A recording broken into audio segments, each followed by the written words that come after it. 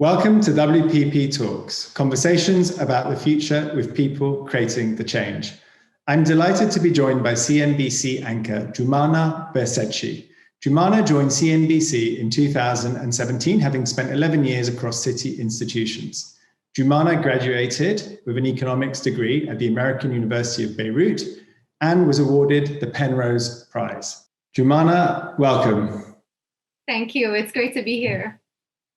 So we're a few days after another national lockdown. Before we get into talking about business, maybe tell us where you are, how you're doing, and interested in your path to CNBC, in particular your expertise in economics. Right. Well, let's start off with where I am. As you can see, I'm obviously not in the studio, and I don't think that that's specific to me because these days it's very common to be working from home. But I'm just going to tilt myself a bit to the right, and you can see right behind me, there's a camera there. And that's because sometimes we film the show from home. And that's just a new feature of this new world that we live in. And the pandemic has changed the way we operate. And it's not just media. Every single business has had to adapt to this new environment and this new way of functioning. So, CNBC are no exception to that. So there are days where I am broadcasting from home right behind me. So you got a sneak peek there. As for how I am, well, I think, like everyone, a bit fed up with lockdown, I'm going to be honest, but also understanding that it's necessary and there is light at the end of the tunnel. If we'd had this conversation a few months ago, I think the spirit of it would be a little bit different. But November was a huge turning point for the way people are thinking about things, for the business outlook, and for the economy, because we started having those positive results for the vaccine trials. A month later, we had the approvals, and now people are actually beginning to be inoculated. So all of that taken together tells you that there is light at the end of the tunnel. You asked about my background in economics. Well, very briefly, I am half Lebanese, half British, but I grew up in Lebanon. And then I studied economics at the American University of Beirut. And then I moved to the UK in 2006 and worked in banking for 11 years. I worked at Citi and at Goldman Sachs, and then made the switch to journalism in 2017. So I've been at CNBC for about 3.5 years now. Brilliant. And well, my studio setup's not as sophisticated. And as you know, we wanted to do this in our studio, but maybe next time. So that's the nice thing, though. That's the most important thing. Good time of day for it. You have a unique pulse, really, on business. You interview CEOs, CFOs every day, or most days. You've answered some of this already, but tell us more about the world economy. A big question, of course, but maybe we'll concentrate a bit more on the US, one of our biggest markets. Right.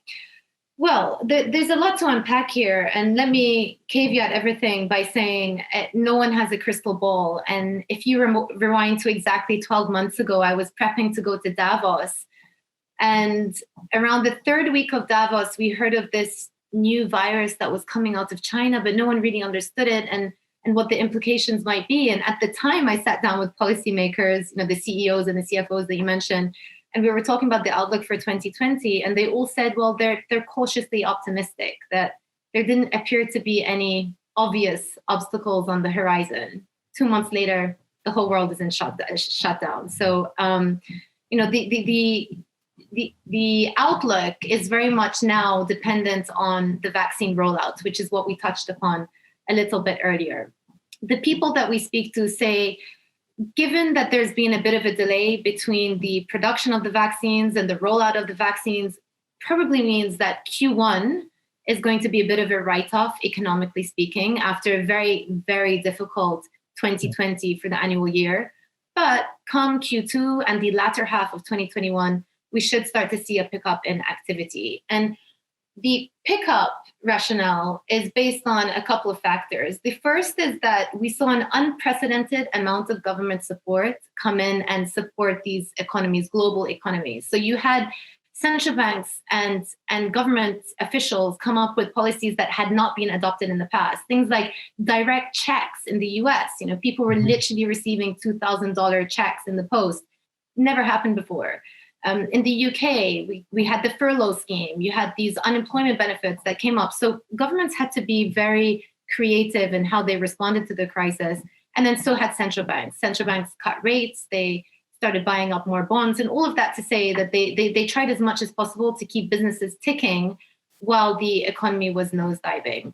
So you have the right conditions now with the amount of support in the system, both fiscal and monetary, for things to pick up once the economy starts to open again. The second phenomenon that a lot of economists talk about is actually, if you think about it, if you think about your own spending, you've probably been spending a lot less than you would have on discretionary items. And so what's happened is that the household savings rates everywhere have shot up dramatically, which is also another positive sign for next year, because it tells you, well, when things do open up, people are sitting on all of this savings. Once they start spending them, that will be a good thing, especially for some of the services-oriented economies. So putting it all together, 2020 was a horrific year for the world. The World Bank just released their estimates for growth, and they're showing that in 2020, the world is probably looking like it's going to contract by 4.3%. The final numbers aren't out yet. That's why I'm saying it's unsure. 4.3% contraction for 2020, but things will pick up in 2021 to the tune of 4%. So almost fully recovering the output that was lost last year, but not quite. It is going to take a bit of time. An extra element that I just want to add to that as well is it depends on each country. So the UK, for example, got extremely heavily hit. The UK economy is set to contract by 11% in 2020. And people are saying that the UK economy is not going to get back on track until 2022. Whereas the US, which is the other one that you asked me about, things are looking pretty good there because of the policy support. Add to that just in the last 24 hours, we had the blue sweep. So many people in the markets are focused on that and what a Democrat Congress could mean for spending, fiscal spending, infrastructure projects, and all of these things could be quite good for the economy as well. So we've seen people start looking at buying into infrastructure, construction, material, those sectors that weren't so appealing before have all of a sudden become back in focus again. And in terms of the economic outlook, well, some analysts out there, like Jeffries, for example, have a US GDP forecast of 6.4% in 2021, which is pretty high. It's a pretty strong rebound. Yeah, that's very strong. And agree on the pent-up demand. I mean, I certainly spent my holiday looking at holidays that may or may not happen this year. Just on the subject of sectors and different sectors, I mean, again, a lot to unpack and a big question, but maybe talk a little bit about the difference in sectors. 2020 saw very strong for tech and quite obviously very difficult for hospitality, travel, auto, stop-to. Could you help us unpack that a little bit for WPP?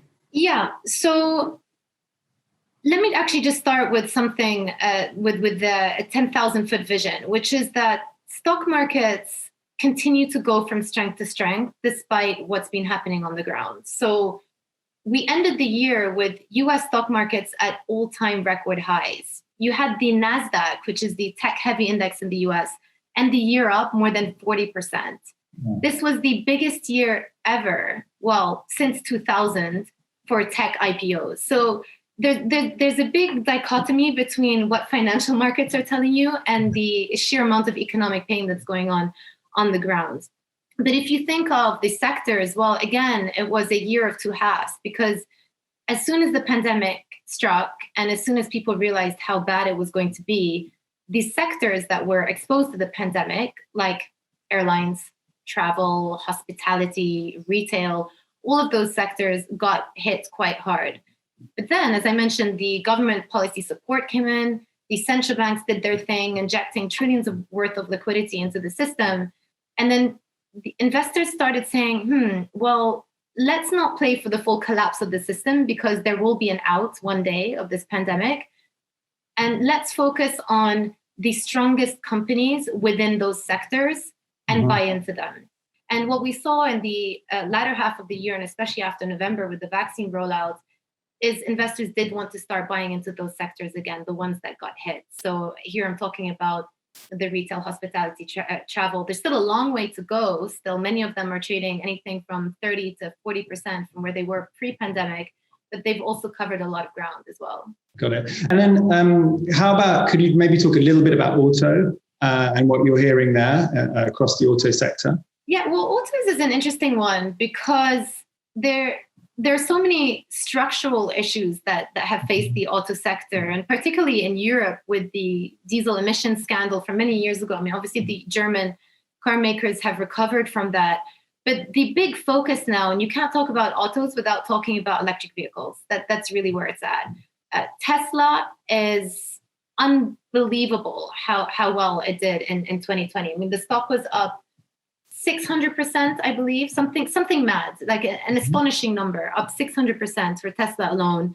They are the number one electric vehicle maker in the world. But what's interesting is that they only capture 4% of the total auto market in the world.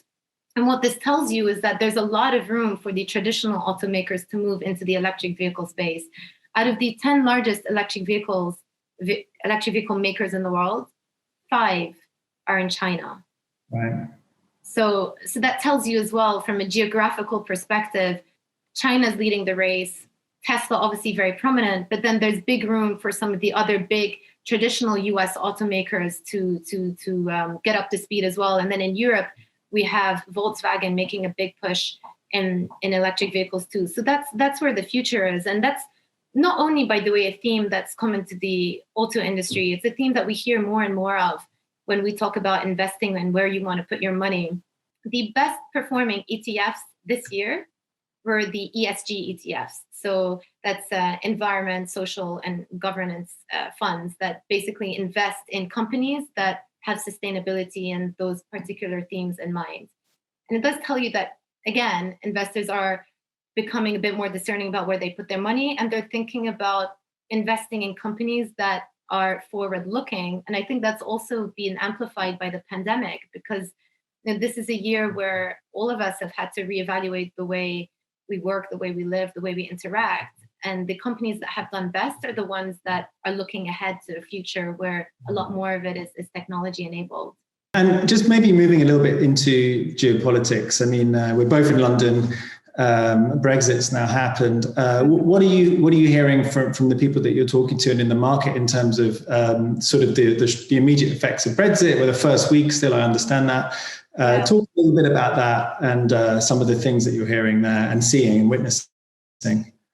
Well, I think most of us are very happy it's over. Well, it's not really over, but at least there's a deal. Nobody wanted the UK to exit the EU without a deal. Something, yeah. Yeah, well, at least we have some closure on that particular front. But one thing that people that we talk to, especially because we're a business channel, so we speak to a lot of people from the finance world and finance industry, is that services are not included in this deal. It's a deal for goods, and the companies that are going to benefit the most are the ones that deal with manufactured goods. So one of the big question marks is what is going to happen to financial services? The UK is an 80% services-oriented economy, of which 10% comes from the City of London alone, and 10% of the government tax receipts also come from financial services. So it's a huge, huge industry. And many people are worried about what the relationship is going to look like between the UK and EU when it comes to services, because you have so many banks based in the City of London. Now, the two sides have said that in the next 3 months, we should get some form of a memo of understanding so that there's something called equivalence rules, without going into too much detail, but basically how much UK regulation can differ from European regulation before the Europeans have the right to react or shut off access.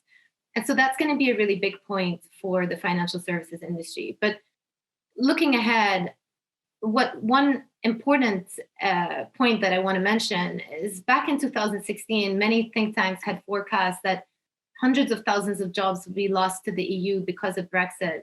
If you look at the financial services space, not even 10,000 jobs have moved. So it's a fraction of what people had estimated. Yeah. And so far, the finance sector has held up. But if you look at it on an investor basis, well, the banking sector, many sectors in the UK do trade cheap to the EU and to the US, simply because people have not wanted to invest in the UK because of the uncertainty. Now that there is uncertainty, we are expecting money to come back in again. And then just building a little bit on sort of Europe more than the UK, the sort of China-Europe deal. Can you talk a little bit about that deal, what you're hearing, and potential things to watch out for this year and next? Let's talk a bit about China, because China is the only large economy, let's say large economy, because there are smaller economies as well, but the only large economy who's actually going to exhibit positive growth in 2020. They're going to end the year with roughly, people are estimating 2 to 2.5% positive GDP growth for the year. That's obviously down from where they were before. They were growing at a 6% trend, but still managing to expand in the year of the pandemic. And that's because, as we know, the pandemic hit there early. They responded quickly and were able to contain it a lot better than other countries in the world. So China is an interesting one, but we've spent a good part of the last 2-3 years talking about the relationship of China and the rest of the world, and mostly versus the US because of Trump's policies at the time. And being a CNBC anchor, we'd come in every day and there'd be a new headline about new tariffs imposed or a new element to the trade war between the two sides. But all of that is to say that I think from a geopolitical perspective, the rest of the world understands now that China is actually a systemic rival. And these aren't words that I'm coming up with myself. They're actually words that the EU have used to describe China last year. And they're growing in power, they're growing in magnitude. They have a huge amount of labor that is available for the global marketplace. So in a globalized world, this cheap labor comes at the cost of some of your local businesses. That's why Donald Trump essentially came up with this America First principle. So to take it back to your question about EU-China, the agreement that they signed recently is more like a memo of understanding. It still has to be signed off by the European Parliament. But it is interesting that the Europeans are still trying to keep China close, but not so close that they're no longer in control of the relationship. And I think that's going to be a really interesting point for people to watch out for in coming years, especially with the incoming Biden administration. And many of the people that we speak to say, well, Biden isn't going to differ that much from the Trump administration on how they think about China, because they are a growing threat economically to the fortunes of America and the EU. And actually, China is set to overtake the US economy by the end of the 20s. So by 27, I think. 28. Yeah. Interesting, fascinating. See how that unravels. And let me just add also, but most of the trading opportunities are still China-centric. The Chinese tech companies have done phenomenally well in 2020, not just US tech companies. We talked about US tech, but China companies as well, through the moon. I mean, these stocks are up anything from 40 to 80% in some cases. On the subject of tech, it's something that we focus on a lot at WPP. I have to ask, you're an anchor and a reporter. How is, and you've already touched on this a bit, you're in your home studio, but how is technology changing the news industry? I think, again, the industry has evolved with tech as well. So a few years ago, anyone with a phone and a video kind of became an on-the-ground reporter. And that's what massive proliferation of all of these sort of amateurish videos that came up. And then 2016 happened, and Cambridge Analytica. And then I think there was a lot more awareness of just the quality of the information that is being put up on social media. And now people are a lot more alert and want to have a lot more detail about the type of content that they're receiving. And so what's happened is, I think we've kind of had this rotation. You had this rotation away from mainstream media. I'm just going to use the term mainstream media to the proliferation of social media. Yeah. And then now there's an awareness, well, look, I want to know that the source of my information is reliable and has been fact checked. So I am going to go back to the mainstream media again. And so that's why you're seeing the traditional news outlets come back on the rise. And I think it goes hand in hand with this concept that there is a lot of disinformation on some of the social media platforms. They're not doing enough to take it down, and therefore being a part of an established news organization actually works to your advantage. But we also obviously are taking advantage of technology as well. And it's not just, me working from my home studio, but again, it's Twitter, it's going a lot bigger on digital content, creating videos around specific themes that are separate to what we discuss on TV. And every single company is moving in that direction. Yeah, fascinating. Maybe just to end, a question, a lighthearted question. So we're driven by our values at WPP: open, optimistic, extraordinary. You've given us a few reasons already to be optimistic, but give me one last reason to be optimistic as we start this year. Well, other than the vaccinations, I think that 2020 was really a tumultuous, challenging year for many people, but it also made us realize what's important.